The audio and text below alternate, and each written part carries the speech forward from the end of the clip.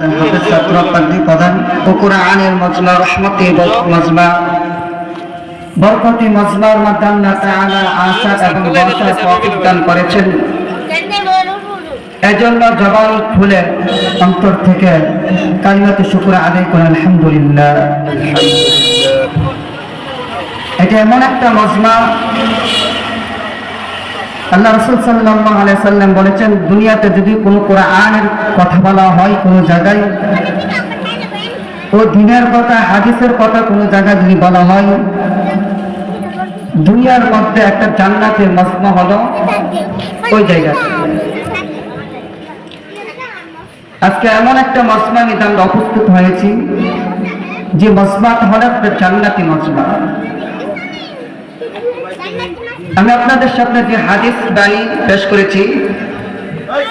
আফদালুল ইবাদাতি তিলাওয়াতুল কোরআন, যে কোরআন আল্লাহ পাক রব্বুল আলামিন আমাদেরকে দিয়েছেন একটা নিয়ামত স্বরূপ, ও একটা আমানত স্বরূপ একটা দিয়েছেন। এই হাদিসে বলা হয়েছে আফদালুল ইবাদাতি তিলাওয়াতুল কোরআন, সর্বোত্তম একটা ইবাদত। কালামুল্লাহ শরীফ তেলাওয়াত কাজে একটা উত্তম একটা ইবাদত। যে কালামুল্লাহ শরীফ আবু বকর রাতের নামাজে দাঁড়ায় দাঁড়ায় তেলাওয়াত করতেন, ওমর রাদিয়াল্লাহু তাআলা আনহু রাতের নামাজে দাঁড়ায় দাঁড়ায় তেলাওয়াত করতেন। এই কোরআন আল্লাহ পাক রব্বুল আলামিন আসমানকে দিতে চাইছে, আসমান নেই নাই, জমিনকে দিতে চাইছে, জমিনও নেই নাই, পাহাড়কে দিতে চাইছে, পাহাড় নেই নাই। একমাত্র এই আমানতরা ইনসানের উপর আল্লাহ তাআলা দিয়েছেন। আর এই কোরআন শুধু ইবাদতের জন্য নয়, এই কোরআন আল্লাহ তাআলা দিয়েছেন একটা হেদায়েত স্বরূপ। وقال الذين كفروا لا تسمعوا لهذا القرآن وقال الذين كفروا لا تسمعوا لهذا القرآن والغوا فيه لعلكم تغلبون। কাফেররা বাধা দিত, কাফেররা বলে যেখানে কোরআনের কথা হয়, যেখানে কোরআনের পড়া হয়, তোমরা ওইখানে বাধা দিবা, ওইখানে জটকা লাগাই দিবা, একটা ফাসাদ লাগাই দিবা। وقال الذين كفروا لا تسمعوا لهذا القرآن والغوا فيه لعلكم تغلبون। কাফেররাই বুদ্ধি দেয়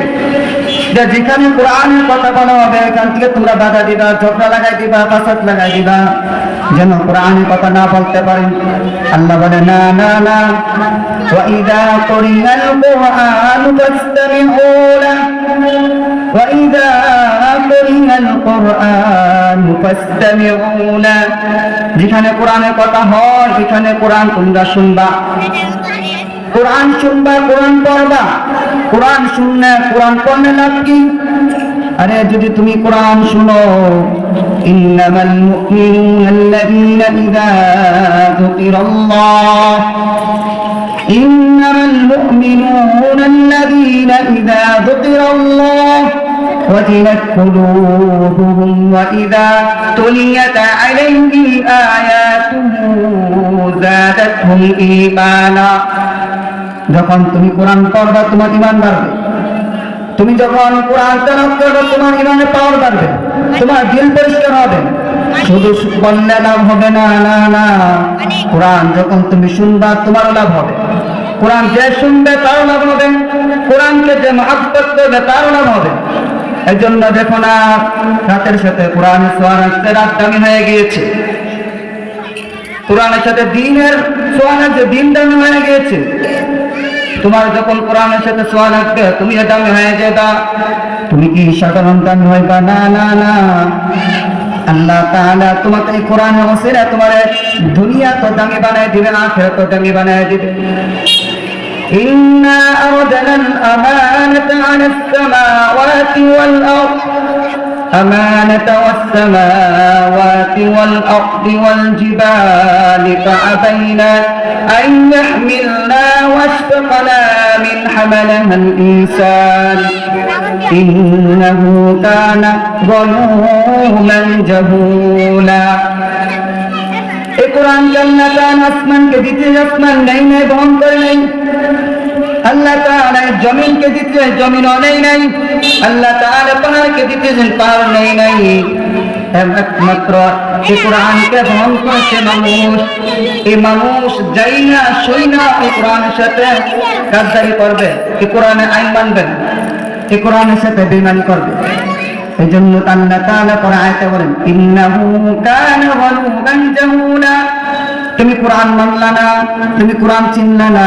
তুমি দুনিয়ার সবকিছু চিনছো তুমি দুনিয়ার সবকিছু অর্জন করেছো তুমি কোরআন পড়তে পারো না কোরআনকে তুমি মানো না তুমি তো জাহেল তুমি তো জাহেল হয়ে গেলা তুমি তো জাহেল হয়ে গেলা তুমি তো জালিম হয়ে গেলা দুনিয়ার সবকিছু শিখছো কিন্তু কোরআন শিখো না তুমি দুনিয়ার সবকিছু গ্রহণ করেছো কিন্তু কোরআন তুমি বোঝো নাই কোরআন মানো নাই কোরআন আইনকে মানো নাই তুমি যে পরিমাণ নেতার পিছু দৌড়াদৌড়ি করো তুমি যে পরিমাণ দুনিয়ার পিছু দৌড়াদৌড়ি করো কোরআনের পিছু এত দৌড়াদৌড়ি করো না এই তুমি যে কোরআন তোমাকে একটা আমানত দিয়েছে